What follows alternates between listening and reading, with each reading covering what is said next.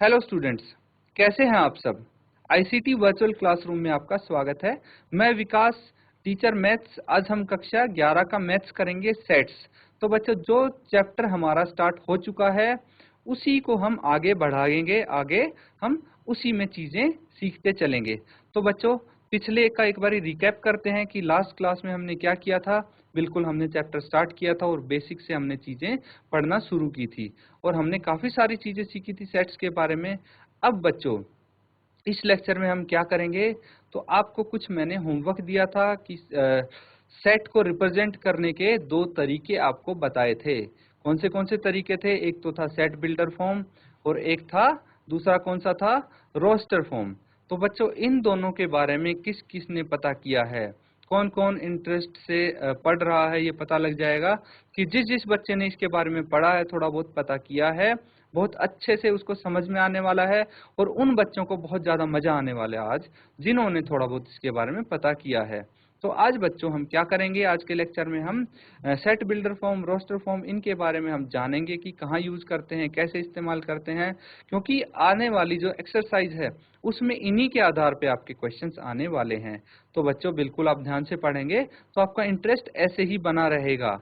तो चलिए हम स्टार्ट करते हैं, अपने स्मार्ट बोर्ड पे चलते हैं और एक्सप्लेनेशन में आपको स्टार्ट करते हैं। तो बच्चों, समुच्चय को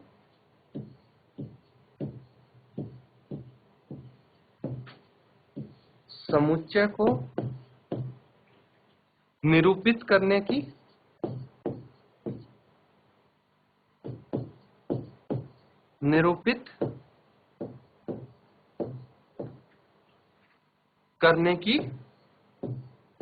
दो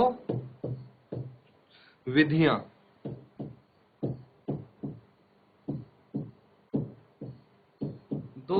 हैं। इसका मतलब बच्चों, there are two ways to represent sets. ये मतलब हुआ इसका कि सेट को रिप्रेजेंट करने के दो तरीके हैं। दो कौन से तरीके हैं? देखिए, सबसे पहले तरीके की बात अगर हम करें, सबसे पहले तरीके की हम बात करें तो उसको हम बोलते हैं रोस्टर। क्या बोलते हैं?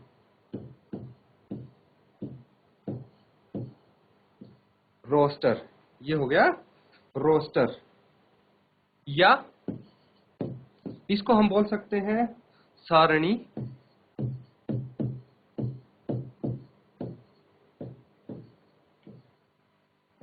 सारणीबद्ध रूप। तो बच्चों, इसी को इंग्लिश में क्या बोलते हैं ये भी आपको पता होना चाहिए। और कैसे लिखेंगे? तो रोस्टर फॉर्म हो गया एक। तो क्या हो गया? Roster form. या फिर इसको बोलेंगे टेबुलर। रोस्टर या फिर टेबुलर फॉर्म। ठीक है, तो सारणीबद्ध यानी टेबुलर, और या फिर रोस्टर फॉर्म। तो इसका नाम क्लियर है सब बच्चों को। अब ये होता क्या है, इसको हम समझेंगे उदाहरण की मदद से कि रोस्टर फॉर्म में कैसे रिप्रेजेंट करते हैं किसी सेट को, कैसे दर्शाते हैं किसी सेट को रोस्टर रूप में। उसके बाद हम अगले तरीके की बात करेंगे। तो रोस्टर रूप में हम कैसे दर्शाएंगे, इसके लिए हम एक एग्जांपल लेते हैं इंग्लिश के वोवेल्स का, या फिर हम बोल सकते हैं जो इंग्लिश अल्फाबेट है उसके जो स्वर हैं उनका एग्जांपल हम ले सकते हैं। तो उनका एग्जांपल हम लिखेंगे। एक एग्जांपल लेते हैं, इसको हम वी से रिप्रेजेंट कर सकते हैं, वी से दर्शा सकते हैं। जो इंग्लिश अल्फाबेट के वोवेल्स हैं कौन से होते हैं? ए, ई, आई, ओ और यू।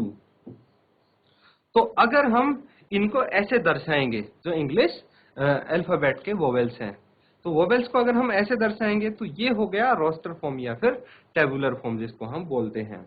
अब बच्चों, इनमें एक खास बात है कि किसी भी संग्रह को अवयव के रूप में लिखने पर रोस्टर रूप कहलाएगा, ये आप बोल सकते हैं। ठीक है, क्या बोला मैंने?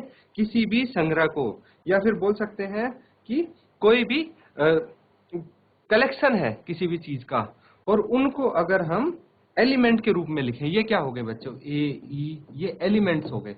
तो एलिमेंट्स के रूप में अगर हम लिखते हैं तो ये क्या कहलाएगा? ये रोस्टर रूप कहलाएगा। ठीक है, इनमें एक चीज जरूरी है कि देखिए रोस्टर फॉर्म में क्या होता है, एलिमेंट ऑफ अ सेट ये लिस्ट होते हैं और इनको अलग किस चीज से किया गया है, यहाँ पे आप देख सकते हैं कि जितने भी ये एलिमेंट्स हैं इनको कोमा से हमने अलग किया है। ए और ई को किस चीज से अलग किया गया है, कोमा से अलग किया गया है। ई और आई अलग अलग एलिमेंट है और इनको कैसे बताया गया कि ये अलग है, एक कोमा के द्वारा इनको अलग किया गया है। बस यही जरूरी चीज है। अब इसके बाद हम दूसरी उस पे आते हैं, जो दूसरी विधि है इसको सेट को रिप्रेजेंट करने की, उसको हम क्या बोलते हैं बच्चों, उसको बोलते हैं समुच्चय निर्माण रूप। जो दूसरी विधि है उसको बोलेंगे समुच्चय निर्माण रूप।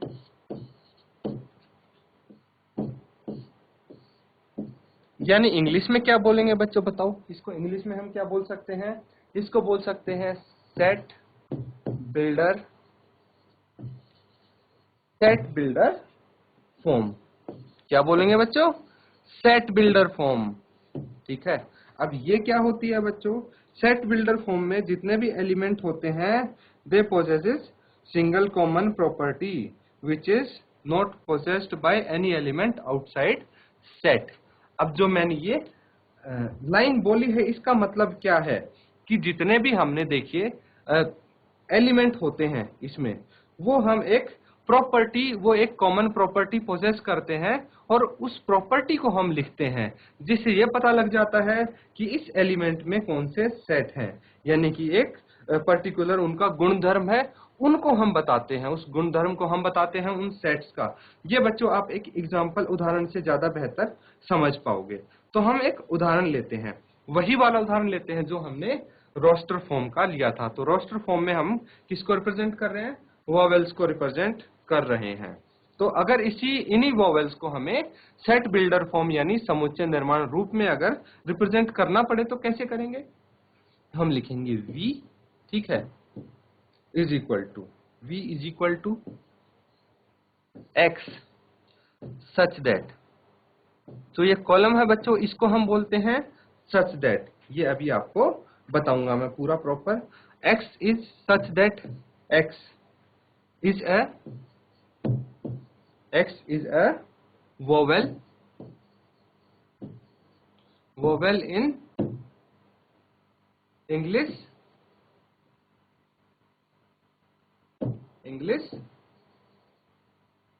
alphabet। तो इसको हम एलिमेंट्स के रूप में नहीं, इसको हम गुणधर्म के रूप में लिखेंगे कि हमने भाई एक प्रॉपर्टी बता दी कि x क्या है, x इंग्लिश अल्फाबेट में एक वोवेल है। तो इसका मतलब ये हुआ कि मैं अगर इसको हिंदी में आप लिखना चाहें तो हिंदी में आप क्या बोल सकते हैं, अंग्रेजी।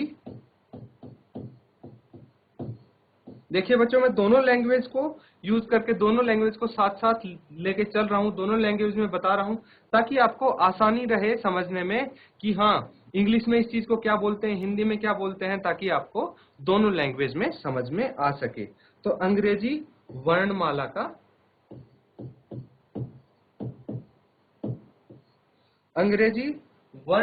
का एक स्वर है।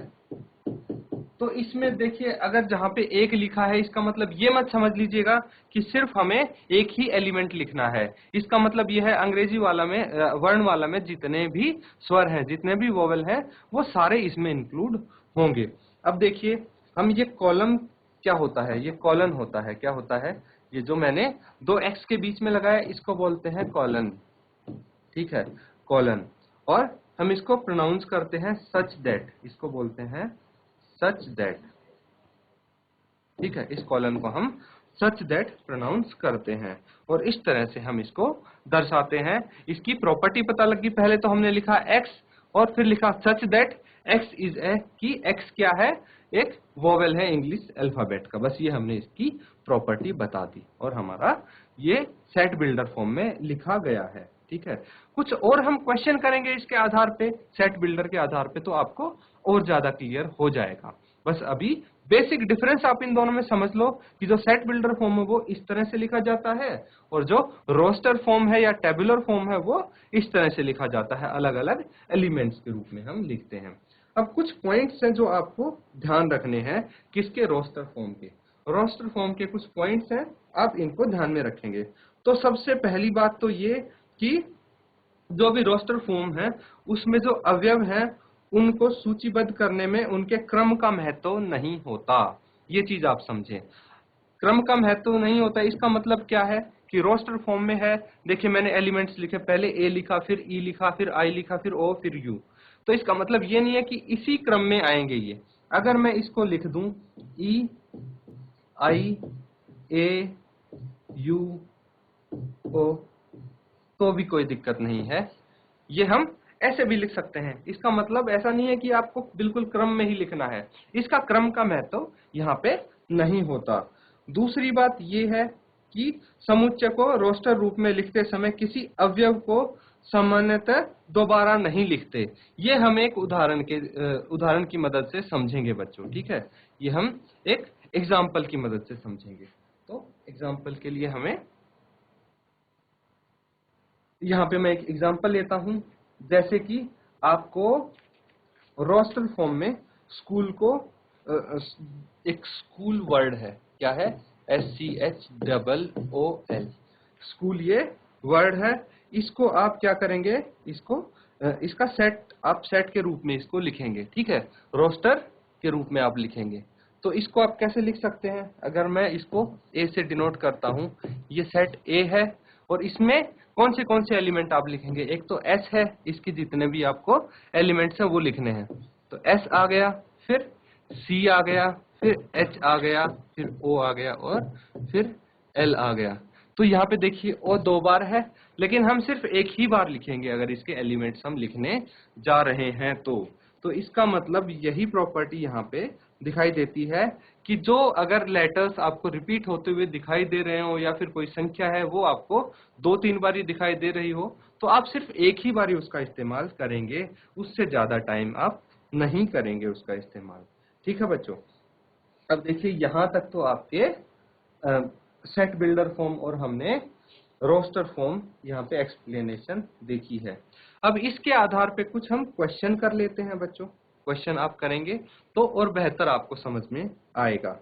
तो पहला क्वेश्चन मैं आपके सामने लिखता हूं, वो आपको करना है सॉल्व। तो पहला क्वेश्चन क्या है, एक समीकरण है आपके सामने, क्या है बच्चों, समीकरण है। ये क्वेश्चन आप सॉल्व करने की कोशिश करें। तो एक समीकरण है, क्या है, x square plus x minus 2 is equal to 0। इसका हल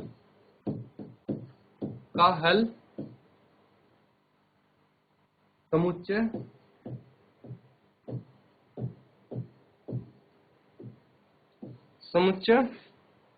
रोस्टर रूप में, इसमें बता दिया आपको कि रोस्टर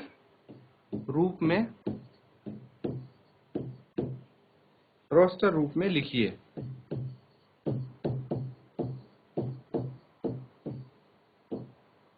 तो इस समीकरण का जो हल आएगा वो आपको रोस्टर रूप में लिखना है। तो बच्चों इस समीकरण का सबसे पहले आप हल निकालेंगे।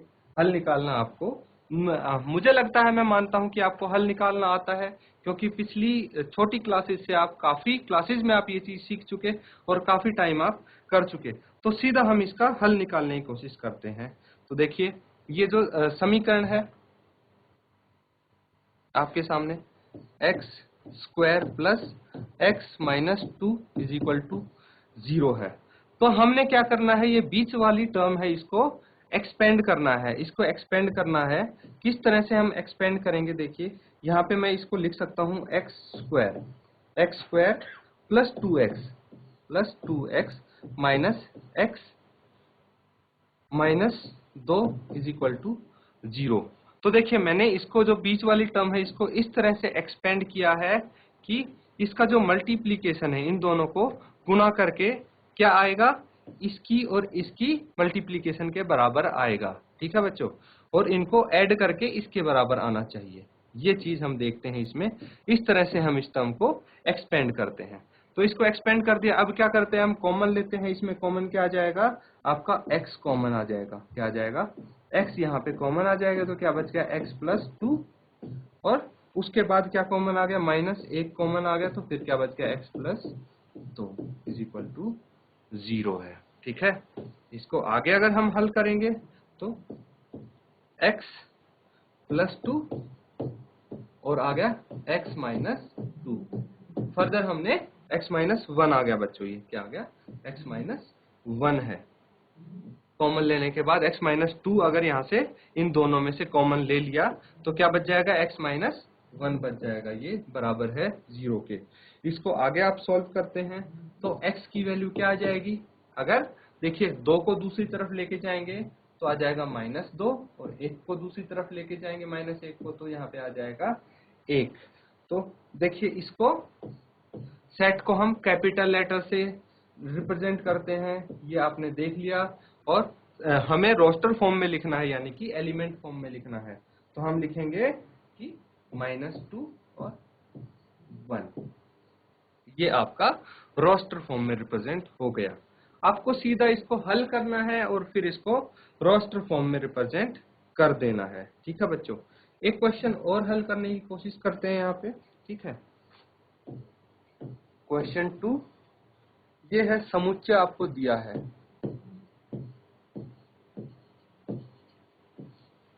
क्या समुच्चय दिया है ये आप देखिए, x is such that x एक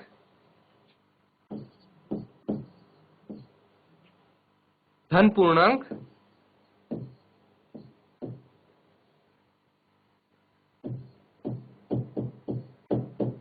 x एक धन पूर्णांक है और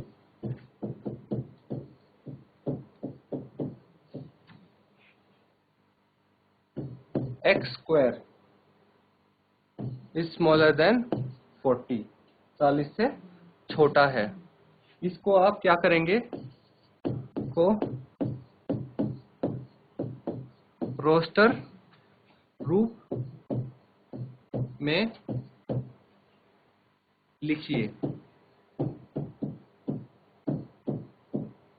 तो बच्चों ये क्वेश्चन है, बहुत ही हेल्पफुल होने वाला है आपको दोनों चीज समझने के लिए कि सेट बिल्डर फॉर्म क्या है और रोस्टर फॉर्म क्या है।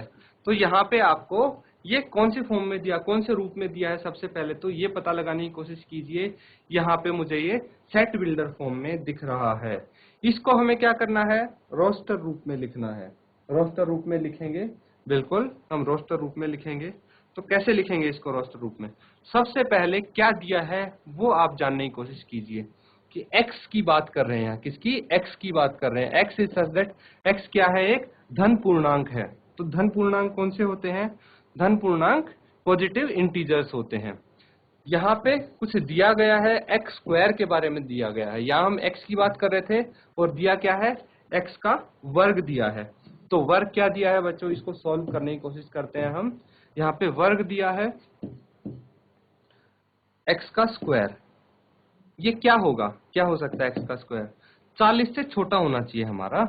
जितने भी स्क्वायर 40 से छोटे आते हैं हम वो लिख लेते हैं। तो देखिए 1 का स्क्वायर 1 होता है, 2 का स्क्वायर कितना होता है, 4 होता है। तो 40 से छोटे जितने भी वर्ग हैं हम वो यहाँ पे लिख लेते हैं। 3 का वर्ग 9 हो गया, 4 का वर्ग 16, 5 का वर्ग 25 और 6 का वर्ग 36। 7 का वर्ग कितना हो जाएगा बच्चों, 7 का वर्ग इससे 40 से ज्यादा हो जाएगा, इसलिए हम 6 तक लेते हैं। अब देखिए यहाँ पे x स्क्वायर की बात हो रही थी, लेकिन हमें बोला क्या गया है, एलिमेंट्स कौन से होने चाहिए, x एलिमेंट्स होने चाहिए। तो इसलिए हम अगर इसको रोस्टर फॉर्म में लिखेंगे तो कैसे लिखेंगे, x जो एलिमेंट्स हैं हम इनका स्क्वायर रूट के रूप में लिखेंगे, क्योंकि हमें x स्क्वायर नहीं चाहिए, हमें x चाहिए। यहाँ पे x is such that x is a positive integer, ये बोला गया है। ठीक है, इसीलिए बच्चों हम क्या करते हैं, इसको 1 तो लिख देते हैं क्योंकि 1 का रूट 1 ही होता है। अब देखिए ये 4 किसका स्क्वायर है, 4 2 का स्क्वायर है तो हम यहाँ पे 2 लिखेंगे, क्योंकि x स्क्वायर नहीं चाहिए, हमें x चाहिए, ठीक है। इसीलिए 9 किसका स्क्वायर है, 9 3 का स्क्वायर है, 16 4 का स्क्वायर है, 25 5 का स्क्वायर है और 36 6 का स्क्वायर है। तो हम ये लिखेंगे बच्चों, इस चीज को आप ध्यान रखें, ठीक है। अब देखिए एक क्वेश्चन और हम यहाँ पे कर लेते हैं। ये क्वेश्चन आपके सामने, इसको देखिए कि एग्जाम्पल है, बाईं और रोस्टर रूप में वर्णित प्रत्येक समुच्चय का दाईं और समुच्चय निर्माण रूप में वर्णित समुच्चय से सही मिलान कीजिए। तो एक तरफ आपका रोस्टर फॉर्म है, कौन सी तरफ रोस्टर फॉर्म दिख रहा है, इस तरफ मुझे रोस्टर फॉर्म दिख रहा है, ठीक है, और इस तरफ मुझे सेट बिल्डर फॉर्म दिख रहा है, सेट बिल्डर फॉर्म दिख रहा है। तो मुझे क्या करना है, इनका मिलान करना है बच्चों। अब मिलान इनका कैसे करेंगे, ये देखिए आप, सबसे पहले हम यहाँ की पहले वाले की बात करते हैं। तो यहाँ पे मेरे को एलिमेंट्स दिए गए हैं प्रिंसिपल, तो प्रिंसिपल मुझे कहाँ पे दिख रहा है, मुझे यहाँ पे दिख रहा है। तो पहले का मेरा हो गया, पहले का क्या हो गया, बी हो गया, ठीक है। उसके बाद हम क्या बात करते हैं, उसके बाद हम अगर बात करते हैं कि देखिए दूसरे की बात करते हैं, यहाँ पे 0 दिया गया है, चलो कोई बात नहीं, हम इसकी बात करते हैं, x इज सच दैट, अगर c की बात करें, x is such that x एक पूर्णांक है और x प्लस 1 किसके बराबर है, 1 के बराबर है, x प्लस 1 किसके बराबर है, 1 के बराबर है। तो यहाँ पे हमारा कौन सा हो जाएगा, ये हो जाएगा, क्या हो जाएगा, ये 0 हो जाएगा, ठीक है बच्चों। तो सेकंड वाले का भी हमारा आ गया, सेकंड वाले का क्या आ गया, सेकंड वाले का सी आ गया। उसके बाद अगर हम तीसरे की बात करें, तो तीसरा देखिए आप, तीसरा हमारा सीधा सीधा ए से मिल रहा है, कैसे मिल रहा है, x is such that x एक धन पूर्णांक है तथा 18 का भाजक है। तो इसमें जितने भी आप देखेंगे 1 2 3 4 6 9 18, ये सब 18 के भाजक हैं। अब 4 बच गया, 4 क्या होगा, तीसरा ए से है, अब फोर्थ बच गया, फोर्थ क्या हो जाएगा, बी हो जाएगा, ठीक है। बी कैसे होगा बच्चों, देखिए कि बी में क्या दिया गया है, x सच दैट x एक पूर्णांक है और x स्क्वायर माइनस 9 0 के बराबर है। तो इसको अगर आप सॉल्व करते हैं, x स्क्वायर माइनस 9 को अगर आप सॉल्व करते हैं तो ये क्या आ जाएगा, ये आ जाएगा, देखिए x स्क्वायर माइनस 9 है, 0 के बराबर है, x क्या आ जाएगा, 9 आ जाएगा, और x स्क्वायर 9 आ जाएगा।